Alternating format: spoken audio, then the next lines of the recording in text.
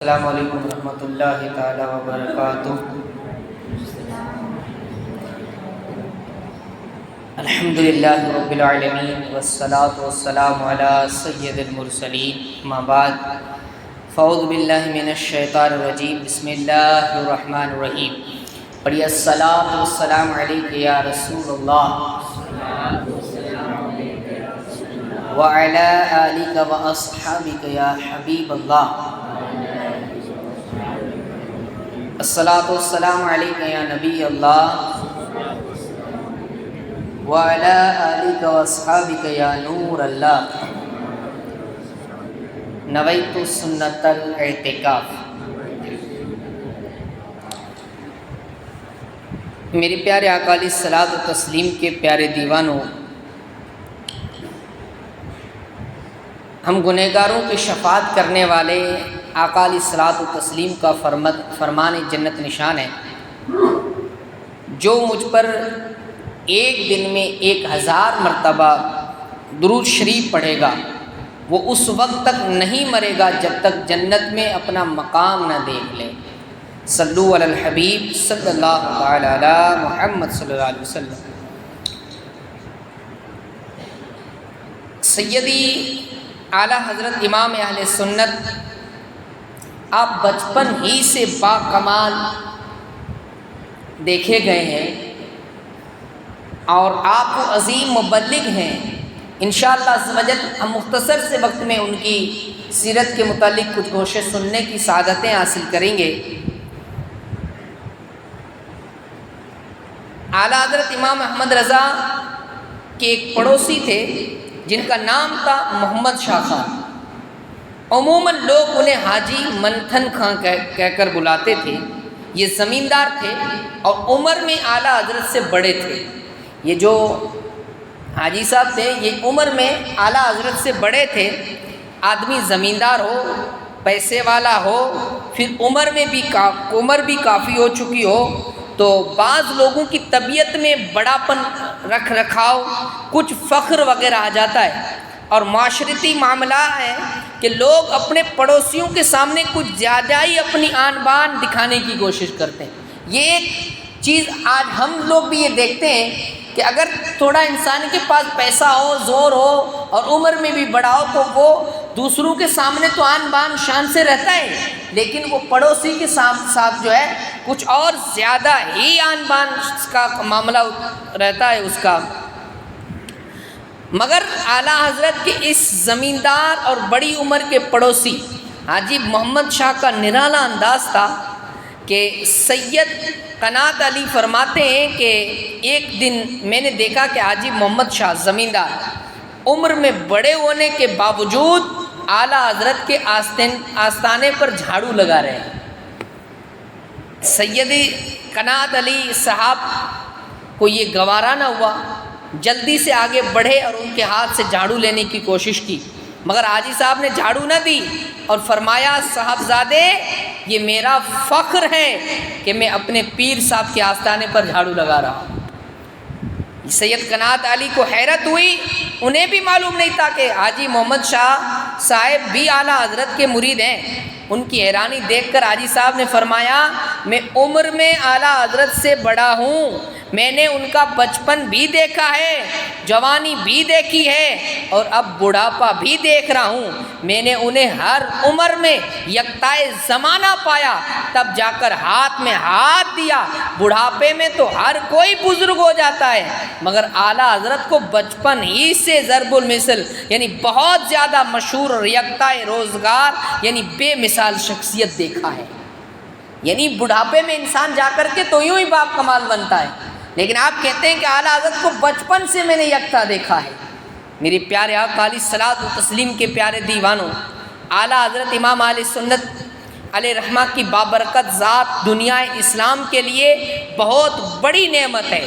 جب اسلام کے خلاف سازشیں ہو رہی تھی، بد مذہبی عروج پکڑ رہی تھی، بدعتیں عام ہو رہی تھی، معاذ اللہ قرآنی آیات کے مفہوم بدلنے کی ناپاک کوششیں کی جا رہی تھی، اسلامی تعلیمات کو بدلنے کی جسارت ہو رہی تھی، ان فتنوں کے وقت میں اللہ پاک نے اعلیٰ حضرت علیہ رحمہ کی صورت میں دنیا اسلام کو ایک عظیم نعمت سے نوازا۔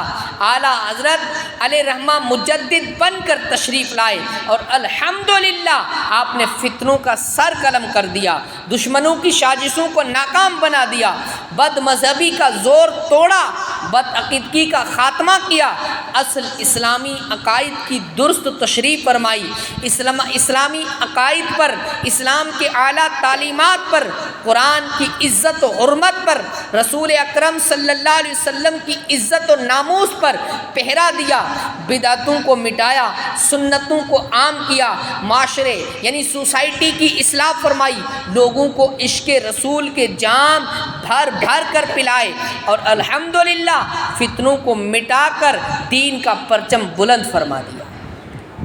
میرے پیارے آقا علیہ الصلوۃ والتسلیم کے پیارے دیوانوں، الحمدللہ 25 سفر المظفر کو، ابھی آج 21 ہے، انشاءاللہ 25 آنے والی 25 کو عاشقان رسول دھوم دھام سے اپنے امام اہل سنت سید اعلیٰ حضرت علیہ رحمہ کا عرس پاک مناتے ہیں۔ آپ بھی نیت فرمائیں، اللہ پاک اپنے ولی کامل سید اعلیٰ حضرت کے صدقے میں ہم سب پر رحمت نازل فرمائیں، ہمیں عشق رسول کی دولت ملے، فتنوں برے اس دور میں ایمان پر استقامت اور آخرت میں بلا حساب جنت میں داخلہ نصیب ہو، آمین بجائے خاتم النبی الامین صلی اللہ تعالی علیہ وسلم۔ میرے پیارے آقا علیہ الصلوۃ والتسلیم کے پیارے دیوانوں، سیدی اعلیٰ حضرت کی پاکیزہ سیرت کو دیکھا جائے تو پتہ چلتا ہے کہ آپ کے اندر نیکی کی دعوت دینے، برائی سے منع کرنے اور اصلاح امت کا جذبہ کوٹ کوٹ کر بھرا ہوا تھا۔ آپ کے بچپن شریف کا واقعہ مشہور ہے۔ ایک مرتبہ استاد صاحب مدرسے میں بچوں کو سبق پڑھا رہے تھے، سیدی اعلیٰ حضرت بھی انہی بچوں میں موجود سبق پڑھ رہے تھے۔ اتنے میں ایک بچہ کلاس میں داخل ہوا، اس نے استاد صاحب کو سلام کیا، استاد صاحب کی زبان سے نکلا جیتے رہو۔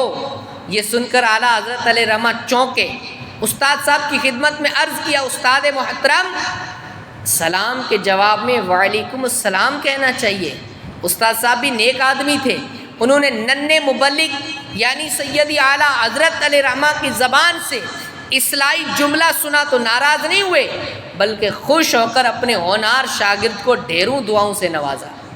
ایسا نہیں کہ میں استاد ہوں میری کیسے اصلاح کر دی، کہ سلام کے جواب میں یہ وعلیکم مجھے پتہ نہیں ہے کیا کون ہوتا ہے تو سکھانے والا، ایسا نہیں۔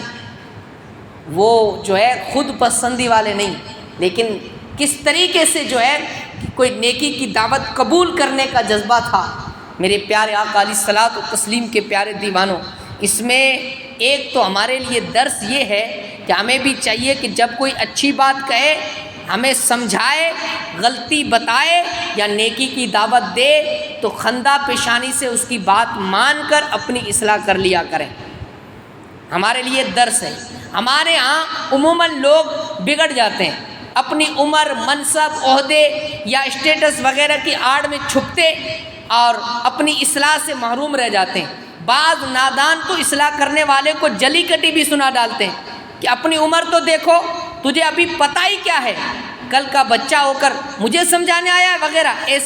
ایسوں کو سمجھانا چاہیے، اور جب کوئی نیکی کی بات بتائے نا تو اپنی اصلاح کرنا چاہیے، کیونکہ جو نیکی کی بات سن کر جو ہے ضد پہ اڑ جائے ایسا شخص بدترین شخص ہے۔ نیکی کی دعوت سن کر، نیکی کی بات سن کر وہ اپنی ہی ضد غلط جو ہے اس پر اڑ جائے تو ایسا کیا ہے، وہ شخص بدترین ہے۔ تفسیر نعیمی میں ہے کہ بدترین شخص وہ ہے جو نصیحت کی بات یا رب کریم کا نام سن کر الٹا ضد میں آ جائے، اللہ پاک کا نام سن کر یا نصیحت کی بات سن کر الٹا ضد کے اندر آ جائے۔ تفسیر نعیمی کے اندر ہے کہ وہ جو ہے بدترین وہ شخص ہے۔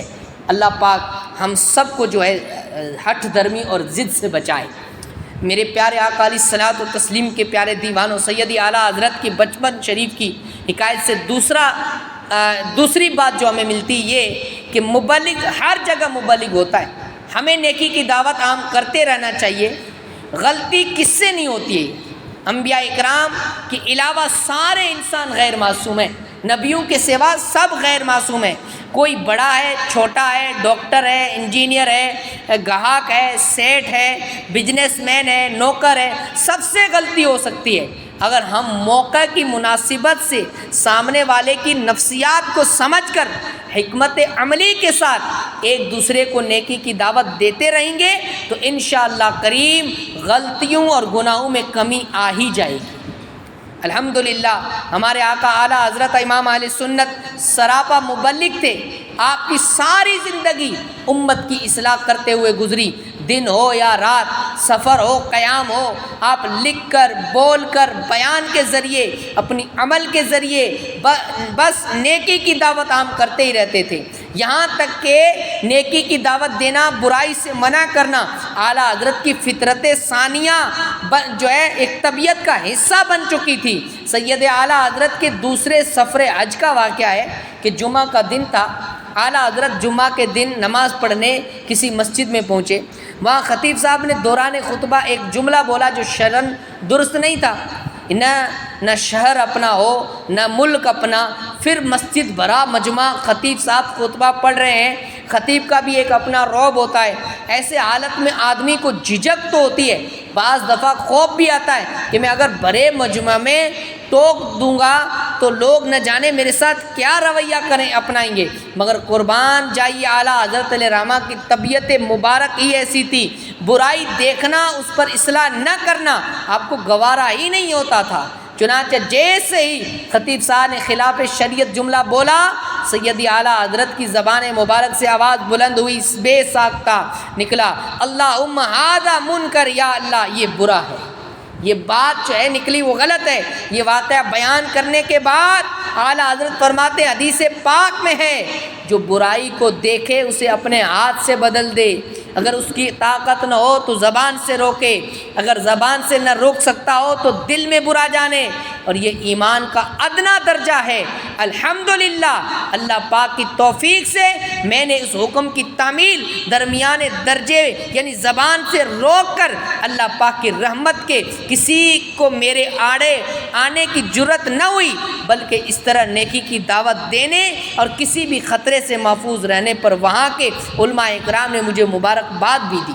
میرے پیارے آقا علیہ الصلوۃ والتسلیم کے پیارے دیوانوں، یہاں ایک وضاحت کر دوں کہ سیدی اعلیٰ حضرت ماشاءاللہ بہت بڑی شخصیت تھے، آپ کا علمی مقام مرتبہ بہت اونچا تھا، دنیا بھر کے بڑے بڑے علماء آپ کی علمی شان و شوکت کے سے متاثر تھے، پھر اس کے ساتھ ساتھ اعلیٰ حضرت ولی کامل بھی تھے۔ آپ نے اس طرح خطیب صاحب کو روکا اور انہی نیکی کی دعوت دی، یہ اعلیٰ حضرت علیہ رحمہ جیسی بلند مرتبہ شخصیت کا کام ہے۔ ہم جیسے عام لوگ اگر یوں امام مسجد یا خطیب صاحب کو ٹوکنے بیٹھیں گے تو مسائل کھڑے ہو سکتے ہیں، ویسے بھی اپنے سے بڑوں کی کسی معاملے میں اصلاح کرنی ہو تو بڑی حکمت عملی کے ساتھ با ادب انداز میں کرنا عقل مندی ہے۔ یعنی ایسا نہیں ہے کہ سن لیا کہ مولوی صاحب نے بتایا تھا کہ خطیب اگر کوئی غلطی کرتا ہو، پہلے اس کا علم ہمارے کو ہونا ضروری ہے۔ اعلیٰ حضرت کی ذات تو اعلیٰ حضرت کی ذات تھی، ہاں وہ تو ولی کامل بھی تھے، ہاں مفتی بھی تھے، مجدد بھی تھے، وقت کے بہت بڑے امام بھی ہیں، ہاں بہت بڑے سائنٹسٹ کا نام اعلیٰ حضرت ہے، تو اتنے بڑے وہ جو ہے علم جغرافیہ ہو یا جس نے کئی کتابیں اتنی کتابیں لکھی جناب اپنی عمر پوری ہو سکتی جو وہ کتابیں پڑھ نہیں سکتا کوئی، ہاں اتنا بڑا عالم وہ روک سکتا ہے وہ، لیکن ہم یہ کام نہیں کہ ہمیں اگر ایسا محسوس ہو تو ادب کے ساتھ میں کسی کی اصلاح کرنی چاہیے۔ سیدی اعلیٰ حضرت بھی اپنے بڑوں اور معزز شخصیات کی اصلاح کمال حکمت عملی سے ہی کیا کرتے تھے۔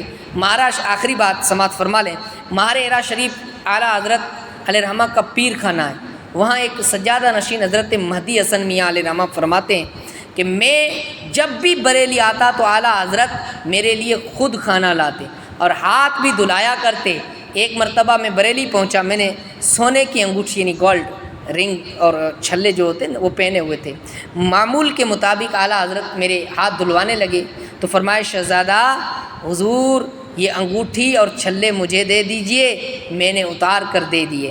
پھر بریلی شریف میں جدول پورا ہونے کے بعد میں بمبئی چلا گیا، بمبئی سے جب مہارا شریف واپس آیا تو میری بیٹی نے کہا ابا حضور بریلی شریف کے مولانا صاحب نے یعنی اعلیٰ حضرت علیہ رحمہ کے یہاں سے پارسل آیا تھا جس میں چھلے، سونے کی انگوٹھی اور ایک خط تھا، خط میں لکھا تھا شہزادی صاحبہ یہ دونوں زیورات آپ کے ہیں۔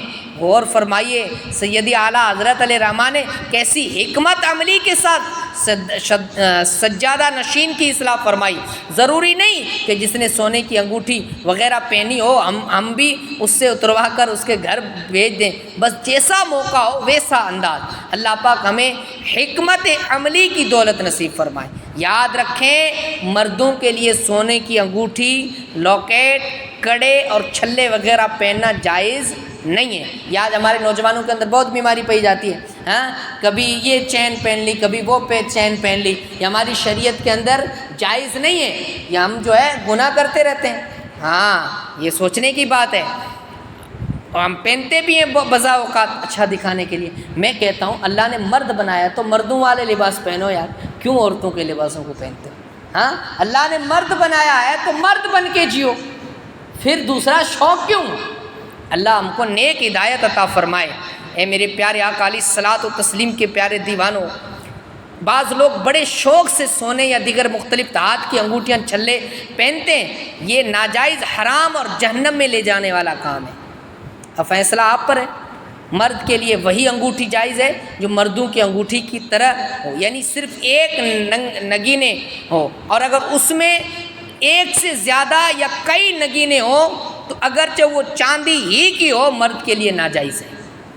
ایک انگوٹھی، جیسے یہ ایک انگوٹھی اگر نگ والی کسی کی پہنی ہو تو بتانا، ہاں بس یہ اس طریقے کی، یہ ایسی انگوٹھی، اس طریقے کی انگوٹھی ہو نا تو ایسی انگوٹھی، ہاں یہ ایک نگ اس کو کہتے ہیں، ایسا یہ انگوٹھی جائز ہے مرد کے لیے۔ اس کے سوا دو ایسی انگوٹھیاں بھی جائز نہیں ہیں، ایک ایسی انگوٹھی، ایک نگ والی، اگر اس میں دو نگ لگے ہوں تب بھلے چاندی کی ہو لیکن پھر وہ ناجائز ہو جائے گی۔ ایک ہی نگ والی مرد کے لیے صرف جائز ہے، یہ مسئلہ سمجھ لیں۔ اور پھر کئی نگینے ہو تو وہ مرد کے لیے ناجائز ہے۔ میرے پیارے آقا علیہ الصلوۃ والتسلیم کے پیارے دیوانوں، اللہ پاک ہم سب کو شریعت کے مسائل سیکھ کر اور